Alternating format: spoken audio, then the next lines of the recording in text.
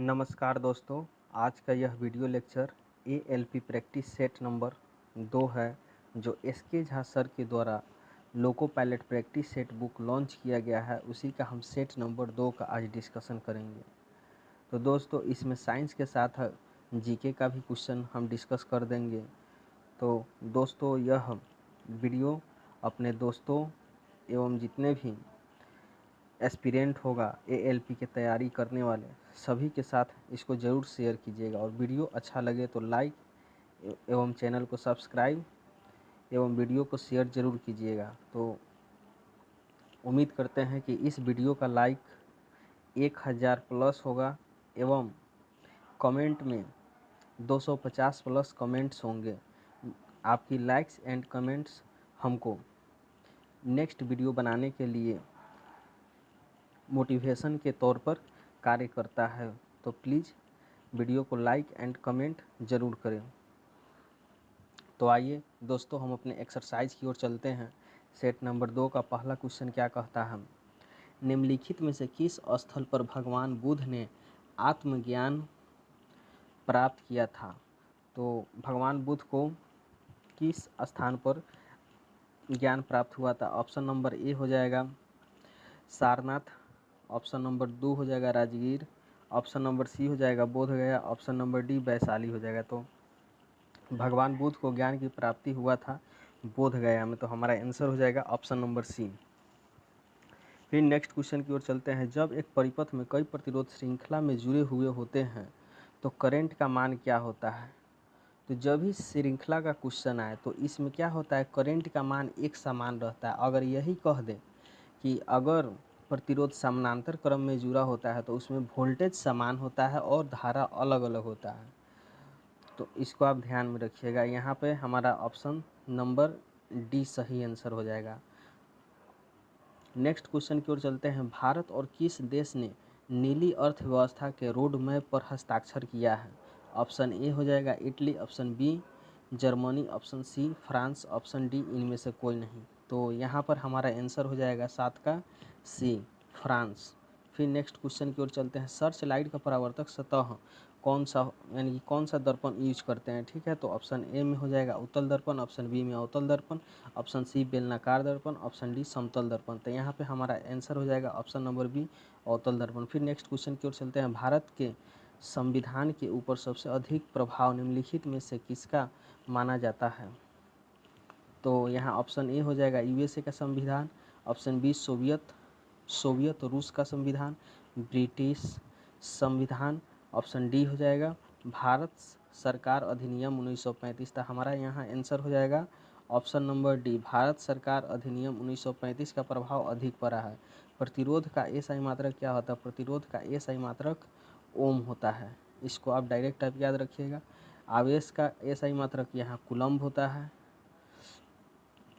बल का एसआई मात्रक न्यूटन होता है और ऊर्जा का एसआई मात्रक जूल होता है। ठीक है, तो यहाँ पे इसको आप ध्यान में रखिएगा। फिर नेक्स्ट क्वेश्चन की ओर चलते हैं। हाल ही में एनबीए से मान्यता प्राप्त करने वाला भारत का पहला विश्वविद्यालय कौन बन गया है? ऑप्शन ए नंबर में Sharda university, option B number में Chandigarh university, option C number में GLA university, option D number में इनमें से कोई नहीं। हमारा यहाँ पे आंसर हो जाएगा option number B Chandigarh university. फिर नेक्स्ट क्वेश्चन की ओर चलते हैं। नकारात्मक त्वरण निम्न में से किसकी दिशा के विपरीत होता है? तो नकारात्मक त्वरण मतलब जिस दिशा में अगर कोई वस्तु गति करता है तो उसके विपरीत दिशा में गति अगर होने की संभावना होता है तो उसके हम क्या कहते हैं? नकारात्मक त्वरण कहते हैं। त्वरण वह होता है जो गति के मात्रा को बढ़ाता है या घटाता है। बढ़ाता है तो उसको पॉजिटिव त्वरण कहते हैं, अगर घटाता है तो उसको नेगेटिव त्वरण कहते हैं, जिसको रिटार्डेशन या मंदन के नाम से भी जाना जाता है। तो यहाँ पे हमारा ऑप्शन नंबर ए सही आंसर हो जाएगा। फिर नेक्स्ट क्वेश्चन की ओर चलते हैं। भारत और पाकिस्तान के बीच की सीमा रेखा को डैश से जाना जाता है? तो दोस्तों, इसको आप ऑप्शन नंबर ए में दिया हुआ है मैकमोहन रेखा, ऑप्शन बी नंबर में मैग्नीनॉट रेखा, ऑप्शन सी रेड क्लिफ रेखा और ऑप्शन डी सर क्रिक रेखा। तो भारत और पाकिस्तान के बीच में जो सीमा है उसको हम रेड क्लिफ रेखा के नाम से जानते हैं। इसको इस तरह भी ध्यान में रख सकते हैं कि भारत और पाकिस्तान दोनों के बीच में हमेशा अनबन रहता है। मतलब हमेशा रेड सिग्नल का मतलब खतरा होता है। तो इस तरह रेड क्लिफ लाइन से याद रख सकते हैं। फिर नेक्स्ट क्वेश्चन की ओर चलते हैं हम। क्वेश्चन नंबर 20 में क्या कहता है, पानी को ब्लीचिंग पाउडर में मिलाने पर कौन सी गैस निकलती है। तो यहाँ ऑप्शन नंबर ए हो जाएगा carbon dioxide, option B hydrogen, option C oxygen, option D chlorine हो जाएगा। ठीक है, तो यहाँ पे हमारा आंसर हो जाएगा क्लोरीन। यहाँ पे एक चीज़ और आप ध्यान में रख सकते हैं, जहाँ भी ब्लीचिंग पाउडर होगा उसमें आँख मूंद करके आप मार दीजिएगा क्लोरीन, है जहाँ क्लोरीन के बात होगा वहाँ अगर ऑप्शन ब्लीचिंग पाउडर होगा तो ब्लीचिंग पाउडर मार दीजिएगा, वही आपका सही आंसर हो जाएगा। ठीक है, फिर नेक्स्ट क्वेश्चन की ओर चलते हैं। भारतीय रेलवे द्वारा कहाँ देश का पहला केबल रेल ब्रिज बनाया गया है। Option A Jammu Kashmir, option B Ladakh, option C Himachal Pradesh, option D Uttarakhand. तो यहाँ पे हमारा आंसर हो जाएगा 23 का ऑप्शन नंबर ए हो जाएगा जम्मू कश्मीर में। फिर नेक्स्ट क्वेश्चन की ओर चलते हैं। NH4 का होल टू इंटू SO4 के एक अणु में कितने परमाणु हैं। ठीक है, तो इसमें कुछ नहीं करना है, सिंपल जितना एटम दिख रहा है उसको काउंट कर लेते हैं। तो यहाँ ऑक्सीजन के 4 है, सल्फर का 1 है, तो 4 और 1 5 हो गया। नाइट्रोजन का 1 है और हाइड्रोजन का 4 है, तो 4 1 5 और इसका इंटू में 2 है, तो 5 दूनी 10 और इसका 5, तो यहाँ पे कितना हो जाएगा 15 हो जाएगा मेरा आंसर। ठीक है, फिर नेक्स्ट क्वेश्चन की ओर चलते हैं। मौद्रिक नीति का मुख्य उद्देश्य क्या होता है। ऑप्शन ए है कर राजस्व में वृद्धि, ऑप्शन बी है जन वितरण प्रणाली में सुधार, ऑप्शन सी में मूल्य स्थिरता के साथ आर्थिक विकास को प्रोत्साहित करना, और ऑप्शन डी हो जाएगा अर्थव्यवस्था में से भ्रष्टाचार को हटाना। ठीक है, तो यहाँ पे हमारा आंसर नंबर सी हो जाएगा, मूल्य स्थिरता के साथ आर्थिक विकास को प्रोत्साहित करना ही मौद्रिक नीति का उद्देश्य होता है। फिर आगे की ओर चलते हैं। ऑक्टेट वर्गीकरण यानी कि न्यूलैंड लॉ के निम्नलिखित में से कौन सा तत्व अंतिम था। तो इसका अंतिम तत्व क्या था, थोरियम। इसको याद रखिएगा, ऑक्टेट रूल सा रे गामा पधा निशा जो संगीत के सुर पे सजाया हुआ था। फिर नेक्स्ट क्वेश्चन की ओर चलते हैं। क्वेश्चन नंबर 31 क्या कहता है, फरवरी 2024 में किसने इंटरनेशनल बिग कैट अलायंस की स्थापना की मंजूरी दी थी। तो ऑप्शन ए नंबर भारत सरकार के राज्यमंडल, भारत सरकार के केंद्रीय मंत्रिमंडल, भारत सरकार के गृह मंत्रालय, और इनमें से कोई नहीं था। यहाँ पर हमारा 31 का आंसर हो जाएगा ऑप्शन नंबर बी, भारत सरकार के केंद्रीय मंत्रिमंडल ने मंजूरी दी थी। ठीक है, फिर नेक्स्ट क्वेश्चन की ओर चलते हैं। किसी गतिमान पिंड के लिए विस्थापन तथा दूरी का आंकिक मान का अनुपात क्या होता है। यहाँ पे विस्थापन जो होता है हमेशा दूरी से छोटा होता है या इसके बराबर होता है। अगर यहाँ पे हम समझाते हैं आपको, एक मिनट ध्यान दीजिएगा। यहाँ से जिसे विस्थापन का होता है डेफिनेशन क्या, the shortest distance between initial to final point, मतलब प्रारंभिक वेग से लेके अंतिम गंतव्य स्थान तक के बीच के न्यूनतम दूरी को हम विस्थापन कहते हैं। अगर वही वक्राकार स्थिति में अगर चलता है तो यहाँ पर जो दूरी तय किया जाता है, रियल दूरी जो तय किया जाता है उसी को हम दूरी कहते हैं। तो दूरी का मान हमेशा विस्थापन से बराबर होगा या इससे अधिक होगा। तो इसमें पूछ रहा है विस्थापन और दूरी का जो रेशियो होता है वह क्या होता है, तो 1 के बराबर और 1 से छोटा होता है। इसको आप ध्यान में रखिएगा, यह बहुत इंपॉर्टेंट क्वेश्चन है, इसको आप VVI कर सकते हैं। फिर नेक्स्ट क्वेश्चन की ओर चलते हैं। क्वेश्चन नंबर 35 में क्या कहता है, वर्षा मापने के यंत्र को क्या कहा जाता है। ऑप्शन ए नंबर में lucimeter, option B lactometer, option B hytometer, option D hygrometer. ठीक है, तो यहाँ पे हमारा सही आंसर हो जाएगा ऑप्शन नंबर सी, हाइटोमीटर से वर्षा को मापा जाता है। लैक्टोमीटर से दूध की घनत्व को मापते हैं। ठीक है, और वायुमंडलीय घनत्व को मापते हैं हाइग्रोमीटर के द्वारा। ठीक है, फिर नेक्स्ट क्वेश्चन की ओर चलते हैं हम। क्वेश्चन या फिगर वाला क्वेश्चन है, NCERT का क्वेश्चन है, इसको आप जरूर ध्यान में रखिएगा। निम्न चित्र में x और y को प्रदर्शित करता है। तो यहाँ पे x होगा, तो यहाँ पे ऑप्शन देख लेते हैं। टिप मतलब एकदम जो लास्ट में होता है इसको टिप कहते हैं। तो यहाँ पे और ये वाला जो एकदम बीच में है इसको हम मध्य सिरा कहते हैं। तो यहाँ पे हमारा ऑप्शन नंबर सी सही आंसर हो जाएगा। फिर नेक्स्ट क्वेश्चन की ओर चलते हैं। भारत ने किस देश से MH60R सी हाव का अधिग्रहण किया है। तो ऑप्शन ए हो जाएगा यूएसए, ऑप्शन बी चाइना हो जाएगा, ऑप्शन सी फ्रांस, ऑप्शन डी रसिया हो जाएगा। ठीक है, तो यहाँ हमारा आंसर हो जाएगा ऑप्शन नंबर ए यूएसए। फिर नेक्स्ट क्वेश्चन की ओर चलते हैं। किसी तार का प्रतिरोध 16 मीटर है, उसे एक वृत्त में मोड़ा गया है और उसके व्यास के किन्हीं दो बिंदुओं के बीच प्रतिरोध क्या होगा। ठीक है, तो एक मान लेते हैं कि यह 16 मीटर लंबी तार है और इसी को मोड़ करके हम एक वृत्त बना देते हैं।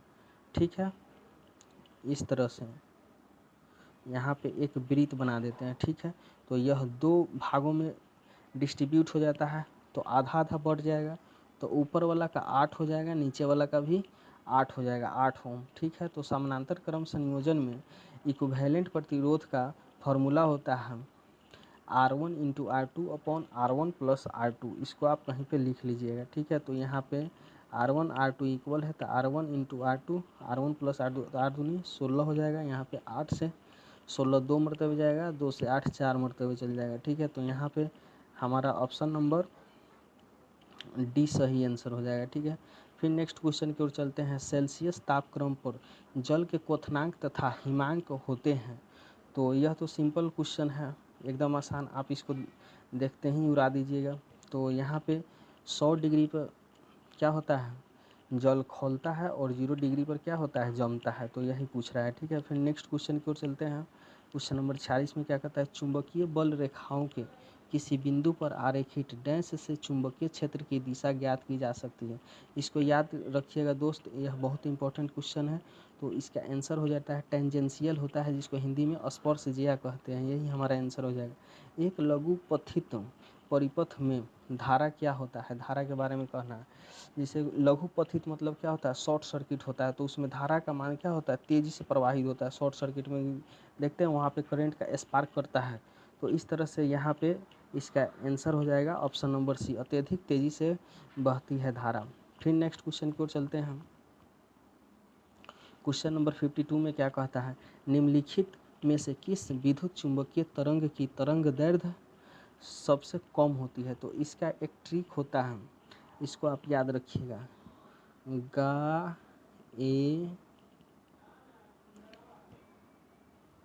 प सु रे दी। ठीक है, लेफ़्ट टू राइट जाने पर तरंग दैर्ध्य का मान क्या होता है, बढ़ता है, बाद बाकी घटता है। तो यहाँ पे सबसे पहले गा से होता है गामा किरण, गामा का किरण का सबसे तरंग दैर्ध्य क्या होता है, कम होता है। तो यहाँ पे हमारे पास ऑप्शन नंबर डी में गामा दिया हुआ है, तो ऑप्शन नंबर डी हमारा यहाँ सही आंसर हो जाएगा। फिर नेक्स्ट क्वेश्चन की ओर चलते हैं। कार्बन का परमाणु द्रव्यमान 12 है। मत कार्बन का परमाणु संख्या क्या होता है, 6 होता है, तो इसका परमाणु क्रमांक कितना है, 12 है।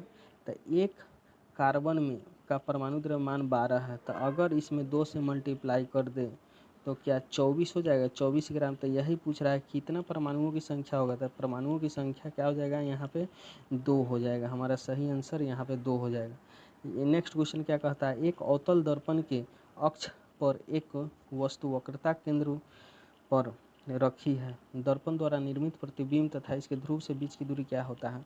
वक्रता केंद्र जब भी कह दे, तो वक्रता केंद्र पर और किसी वस्तु को रखेंगे, तो वक्रता केंद्र पर जितना लंबी वस्तु रखते हैं उतना ही लंबी उसका प्रतिबिंब और उल्टा वास्तविक बनता है। ठीक है, और यहाँ पे अगर यहाँ से फिगर से अगर इसको क्लियर करना चाहें तो यहाँ पे हो जाएगा एफ,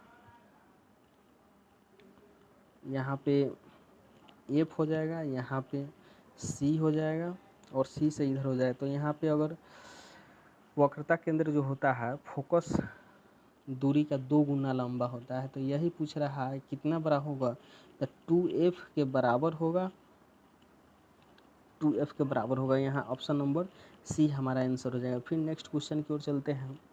क्वेश्चन नंबर 60 में क्या कहता है, किस माध्यम में ध्वनि का वेग अधिकतम होता है। तो ध्वनि का वेग होता है सबसे अधिक ठोस में, फिर द्रव में, फिर गैस में होता है। निर्वात में ध्वनि गमन नहीं करती है। तो यहाँ पे सबसे अधिक किसमें होगा, ठोस में, तो हमारा ठोस ऑप्शन नंबर बी सही आंसर हो जाएगा। फिर नेक्स्ट क्वेश्चन की ओर चलते हैं। निम्नलिखित तत्वों को बढ़ते हुए परमाणु क्रमांक के अनुसार व्यवस्थित कीजिए। तो यहाँ पे बोरॉन का 5 होता है, ऑक्सीजन का 8 होता है, नियॉन का 10 होता है और पोटेशियम का 19 होता है। तो सबसे पहले बोरॉन आएगा, फिर ऑक्सीजन आएगा, तो यहाँ पे ऑप्शन से ही यहाँ पे एलिमिनेट करके ऑप्शन नंबर बी हो जाएगा हमारा आंसर। फिर नेक्स्ट क्वेश्चन की ओर चलते हैं। निम्नलिखित में से कौन सा समूह धातुओं का प्रतिनिधित्व करता है? तो यहाँ पे हो जाएगा 18 नंबर जो ग्रुप है इनर्ट गैस है, 17 नंबर यह जो गैस है हैलोजन ग्रुप है। यहाँ पे समूह जो ग्रुप 2 नंबर होता है जिसका ट्रिक होता है बे मग का सर बड़ा, तो बे मग का सर बड़ा, यहाँ पर बेरियम हो गया, मैग्नीशियम हो गया, कैल्शियम हो गया, यानी कि समूह जो 2 है वह धातुओं का प्रतिनिधित्व करता है। तो हमारा यहाँ पर आंसर ऑप्शन नंबर सी हो जाएगा। फिर नेक्स्ट क्वेश्चन की ओर चलते हैं। किस कोशिका अंग को कोशिका की आत्महत्या की थैली कहते हैं? तो दोस्तों यह बहुत रिपीटेटिव क्वेश्चन है, इसको आप ध्यान में रखिएगा। लाइसोसोम को आत्महत्या की थैली कहते हैं। सेंट्रोसोम द्वारा कोशिका विभाजन होता है। और ऊर्जा घर किसको कहते हैं? माइटोकॉन्ड्रिया को। और केंद्रक कोशिका के दिमाग को कहते हैं। फिर नेक्स्ट क्वेश्चन की ओर चलते हैं। पारिस्थितिकी तंत्र में विभिन्न पोषी स्तरों के माध्यम से ऊर्जा प्रवाह होता है। तो ऑप्शन ए हो जाएगा प्रत्येक उच्च पोषी स्तर के साथ बढ़ता है, प्रत्येक उच्च पोषी स्तर के साथ कम होता है, या दृक्ष होता है, या द्विदिशात्मक होता है। तो यहाँ पे हमारा सही आंसर हो जाएगा ऑप्शन नंबर बी, प्रत्येक उच्च पोषी स्तर के साथ कम होते जाता है। यह लिंडमान के नियम के अनुसार है। तो आज का लेक्चर यहीं तक है। वीडियो अच्छा लगे तो वीडियो को लाइक, शेयर एंड चैनल को सब्सक्राइब जरूर करें एवं अपने दोस्तों को ज़रूर शेयर करें वीडियो। Thank you. जय हिंद।